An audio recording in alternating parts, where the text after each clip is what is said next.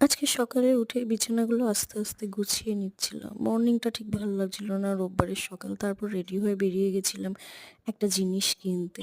তো আমার বান্ধবীর মেয়ের জন্মদিন। তো সেজন্য ভাবলাম যে গিফটটা কিনে নিয়ে আসি, পরে আর হবে না বেলা হয়ে গেলে। কিন্তু কি গিফট নেব? ওর বাড়িতে ভর্তি খেলনা। আমার তো খেলনা দেখেই কেমন লাগছে। তো তারপর বাড়িতে এসে মাংস রান্না করলাম এবং বিকেলবেলা সেজেগুজে রেডি হয়ে বেরিয়ে পড়লাম ওর বাড়ি যাওয়ার জন্য গিফটটা হাতে নিয়ে।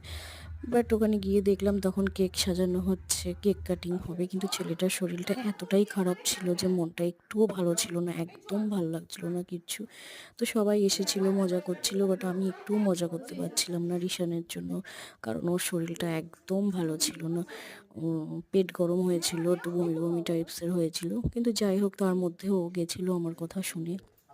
তো কেক কাটিংয়ের পর আমরা একটু ফটো সেশন করে খাওয়া-দাওয়া করে বাড়ি চলে এলাম। টাটা।